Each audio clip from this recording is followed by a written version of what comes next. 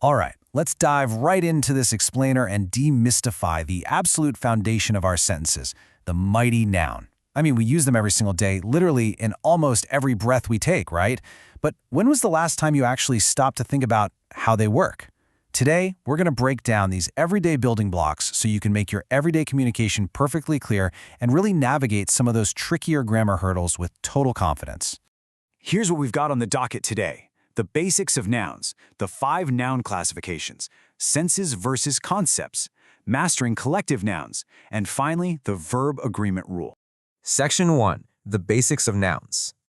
So, the crucial point to remember here is that a noun, at its core, is simply a naming word. It's a word we use to identify a who, meaning a person, a where, like a place, or a what, meaning a thing. And what's actually pretty fascinating is that this category of things is incredibly broad. It's not just physical objects you can touch. For instance, the who can be a teacher, like Miss Anna. The where could be a school or, an entire country, like Canada. And the what? Well, that absolutely includes your standard physical items, but it also captures qualities, materials, collections, states of being, and even actions. Basically, if you can perceive it or conceive it, there's a noun for it. Okay, moving on to Section 2. 5 noun classifications. Every single noun you use is going to fall into one of these 5 distinct classifications: proper, common, concrete, abstract, and collective. Understanding how these 5 buckets function is really that first big step to mastering your sentence structure. To show you how this plays out in practice, let's contrast the first two. A common noun names any one of a general group of people, places, or things. Think man or actor. But a proper noun, that names a specific, one-of-a-kind item. So Will Smith is a proper noun naming a very specific individual. And the crucial mechanical rule you got to remember here is that proper nouns always begin with capital letters, whereas common nouns only need capitalization if they're starting a sentence or happen to be part of a title.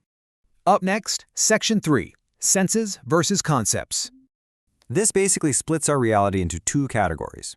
Concrete nouns register on your 5 senses. If you can see, hear, smell, taste, or feel it, boom, it's concrete. Like sugar, you can literally taste it. Abstract nouns, on the flip side, name ideas, feelings, or qualities. You can see the physical sugar, sure, but the abstract noun sweetness, that's an idea known only through the mind. And actually, just as a quick fun side note before we keep going, within these categories, we have what are called material nouns. A material noun is a type of common, concrete noun, but there's a very specific distinction here. A standard common noun is usually countable, like a cow. You can point to 1 cow, 2 cows, 3 cows. But a material noun is uncountable. The milk that the cow gives us, you can't count 1 milk, 2 milks. You measure it, but you don't count it. It's a tiny detail, but it entirely changes how we structure our sentences. All right, let's funnel down to Section 4, Mastering Collective Nouns. So, a collective noun is simply a name for a collection or group of people or things of the same kind, and we rely on a massive variety of them in our daily vocabulary. Think army, audience, board, cabinet, family, jury, team. They are incredibly efficient because they take this whole sprawling group of individuals and pack them into a single neat package. We see this vividly in nature too. Whether it's a flock of sheep happily grazing in a field, or a pack of howling wolves out in a snow. These singular words, flock, pack, represent an entire group of individuals. But here is the million-dollar question. Grammatically speaking, is a flock a singular thing or a plural thing? Which brings us right into Section 5, the verb agreement rule. This is without a doubt the most common grammatical mistake people make with nouns. When you use a word like family or team, how do you know which verb form to use? Do you say the team is going or the team are going? Well, the golden rule is that the choice entirely depends on context. You use a singular verb if the group acts as a single unified unit. You use a plural verb if every individual member of the group is doing something different, if they're acting independently. To really grasp this, we need to try and mentally animate these scenarios in our minds. Let's look at a few examples. If you mentally animate a baseball team arriving at practice, notice how every member is arriving at the exact same place at the exact same time. They're moving together. In this context, the group acts as one singular unit.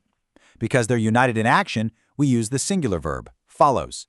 Every afternoon, the baseball team follows its coach. Or take a swarm of bees. Now, obviously, there are thousands of individual bees there, but in your mind's eye, they're acting as one devastating collective unit to destroy the crops. Because it's a unified action, the collective noun swarm takes the singular verb has. A huge swarm of bees has destroyed the crops. Conversely, let's picture a plural scenario. The families scatter in all directions to do their own thing. If you animate that in your head, the individuals within the family group are acting completely independently. They're going different ways, doing different things. Because the members are acting as individuals, the collective noun absolutely requires a plural verb, so we say scatter, not scatters. So, what you should really take away from this explainer is this golden rule. Mastering verb agreement with collective nouns is all about analyzing the context of the action. You have to literally visualize the action in your head. Are they moving as one united front, or are they acting as independent parts? That mental animation is the key to perfect grammar. Keep this contextual rule in mind, and you are going to navigate collective nouns with total confidence. But let me leave you with this thought. The next time you talk about your family, your team, or your staff, pause and ask yourself, right now, in this moment, are they acting as one or as many? Let that mental animation guide your verbs. Thanks so much for joining me on this explainer, and keep on learning.